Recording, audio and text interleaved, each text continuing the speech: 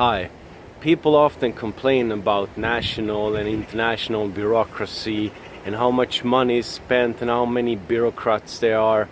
And that's a bad thing, of course. A lot is wasted. But at the same time, just think about your personal life or people who you know. How many personal conflicts have you solved? How many family issues have you solved? How many workplace related things have you solved? And most of the time it is apparent that people can't solve things by themselves, and they complain that nations of 20 to 100 million people, can't really agree upon something, and they have to have full-time bureaucrats working. And of course that brings along viruses such as lobbying and various ugly interests. But we are not a result of our own intention, but as a global world, we are the result of the system. So if you have something that's called a country that has 20 to 100 million people, and you have another country, you must have some kind of a full-time labor that sort of tries to sort things out, especially regarding environmental issues and peace and economy. And of course within that you're gonna get some ugly bad apples, you're gonna get some strange, odd, stupid situations. That's that. But people are once again always trying to find the ideal, the perfect thing. And even if they look upon their own lives, they can't find perfectness. So why can't we accept that on a broader scale? Why are we so blind to our own shortcomings? And this is of course not something that I'm saying that just because you have some issues in your own life, or had or will have, that it's okay to have crazy problems in the world. No, that's just to show you that it's an evolution. We have had this sort of European Union and globalism in a way for a short time, and that needs to evolve. And people also use the word evolution very in a way that everything up until now was an evolution, and now we have sort of reached a plateau and nothing will happen from here. And it will, just because we were fish at the one point of time. If we go by the theory of evolution, then we went on to land and became monkeys, and then we became the first kind of human beings, and now we are something else. We are changing, and in the future, in 5,000 years or something, we will think differently, we will eat differently, we will engage differently. And of course we can speculate about this, that's very entertaining, but let's just conclude that things change, and who is in control of that change? And that is something that both you and me are in control of, because I forget the name of this theory, of this sort of perspective. There are basically like 10% people working in one direction, 10% working in another direction, and 80% in the middle that just go wherever those 10% are winning. A very simplistic thing. But for example, if you make an evolution for yourself in your life, and you affect 10 people in your life, your family, friends, and your workplace, you have done something very incredible. And if you affect even more people than that, that's even better. Now, we also don't have to always be so focused on changing, on always like trying to convert people or try to inform them, because in the end the most important thing is, on a personal level, can you use information? You can read all these newspapers and all the things that's going on right now, but if that doesn't make you feel good and very enthusiastic about life, and okay, I can't change the world environmental crisis or something else, but I can do something for myself where I am. If it doesn't mean that, then it's just worthless. And if it doesn't do anything, that's okay. But if it just makes you feel bad or lazy or indifferent, then you've lost, then I've lost, and everybody's lost. So there's this issue of us trying to sort of in a sort of alchemical process to use everything as a manure. So every good news, every bad news, every success, everything in your life that has to do with your mind, your body, or the world has to be a manure for you, something that you can create something from, to always go surplus. And by that you also indirectly teach people around you. And we have this sort of 3 filters for our own health, and that's basically, the first one is the outer, the world. It's based on security, nobody will come here and knock me down. That makes me feel relaxed. I don't know if the wind is too disturbing. Most of the times it's turned out to be okay anyway, even if the wind blows. So we have the outer sphere, and then we have our mental sphere, our own sort of manure, alchemical magic we ourselves are responsible for. How do I combine, what's going on from the outside? How do I convert that to become good manure for my body and my health and my mind?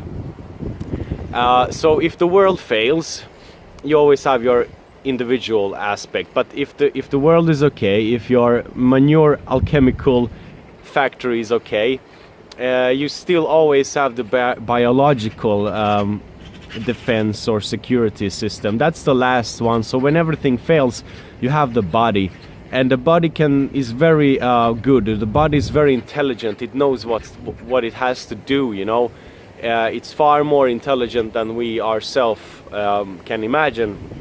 But if it has no boundaries, no safety mechanism, both mental and physical, it will in the end lose. But if you have a good alchemical manure factory, the cooking device in your head, your body will actually work for the better. Your sort of molecules or atoms and your various body fluids and body stuff will, they will feel relaxed and good, and keep that body going on for the better. And that's why I'm saying this, because it's something good to remind oneself of, that no matter what's going on, we have to sort of use everything to our own advantage.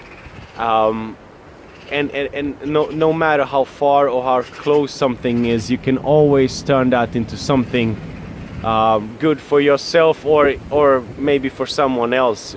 If you consider people who have been through tragic events, maybe they themselves have maybe lost some passion for life or something, but still they can affect other people to realize and get more perspective. Because it is easy in today's world to sort of jump on the branches of the tree of news, go from this to this to this, and be shocked, just, oh my god, everything is bad, look at the bureaucracy, look at the environment and all that. But you have to also remember, like, there's another side to it. And I think there's a disease going on. People think everything is like on the verge of collapsing, and it's not the case. Just the last 100 years, like, it's been far worse than it is today. And always remind yourself that there are branches on the tree which are the consequences of, that's what we read in the news. We have the roots, what we might think is the root cause, but actually everything has to do with the sun. So everything has its own way, and we are right now in a certain kind of flow of humanity. 100 years ago, people were in a lot worse position than we are, and they knew it. They knew that they would live like that and die like that, but we don't have to, and we can ensure to take control of our own evolution and the evolution out there to become better, so our future can have it even more sophisticated, stronger, and smooth. Why not?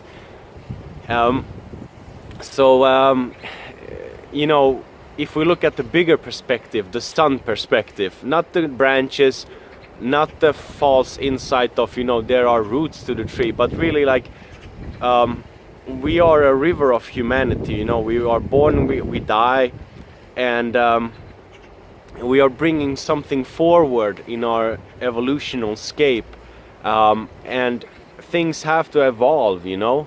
And I think a lot of the times there is a very, I mean, most of the times there is very little perspective on the sort of long-term development of humanity. You know, there's a reason why the European Union is, you know, financing water cleaning projects in Spain, Portugal, in Greece, in various countries. It's because 200 years from now that will be important, and that investment will be nothing compared to the actual good consequences it brings out. So yeah, one can complain, you know, be ignorant, but there are good things going on. And for someone to not understand that there is a very few other options as a global world to move on, if not on an international global scale. You know, there's always this sort of, you know, globalism, blah blah blah. Globalism is inevitable. It's only a matter of how it will take a shape, how it will be formed. Because I personally wouldn't want Europe or the world to become like small kingdoms, small filjan države, as we say in Bosnian. Like filjans are the small coffee cups, you know, without the handle. You know, if everyone has their small little country, you know, that's going back, because if we want to go to the moon, Mars, and just to be corny, you know, colonize space, we have to do that on a global scale. As of now, we are having proxy wars on a global scale. I'm aware of that, and I also realize that's also passing phase, I hope. That's what I'm working for, and that is what many people are working for. Although it seems like hopeless now, or, you know, look, we have like 15 years of war in the Middle East, but still, in the long run, there is only like one way to go, and you have to make that way become good. And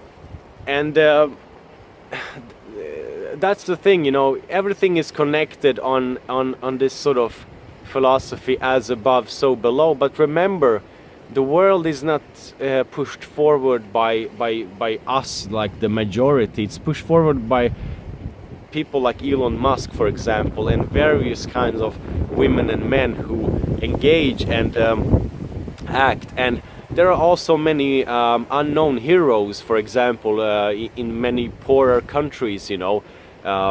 They are not shown here, and we don't know what's going on in other parts of the world because there are so many people. But I think that's like the only upright way to go about, is to see the world and recognize, you know, there's a practicality to it, and we have to make that practicality work good. We have to make the bureaucracy work in a good way, to have sort of safety mechanism. We have to engage with those people in power. And the lazy person will always say, you know, it doesn't matter because there are some bloodlines or whatever controlling all of that. And for anyone who studies history, that's not the case. Power in itself is a bloodline. Bureaucracy in itself is a bloodline. Doesn't matter if you put people of various nationalities there. It's our unmature side of humanity. We are still in the mode of animalistic dominance and power. So take the world, realize what it is. For every bad thing, realize that's a symptom of something that's trying to be good. And realize historically where your country is now and where it has been, and try to make something better. And on your sort of cooking device thing, your manure alchemical process factory, try to process everything for your benefit. Believe me, that is possible. You just have to evolve. You just have to give it a year or two and become interested and change your habits.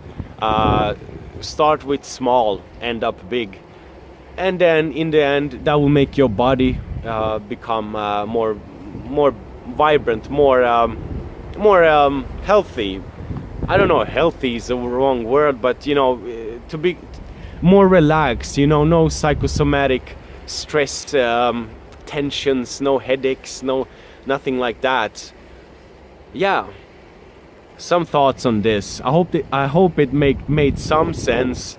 Maybe there's a piece or two there that maybe gave you something. It sure was a good thing for me to remind myself of it.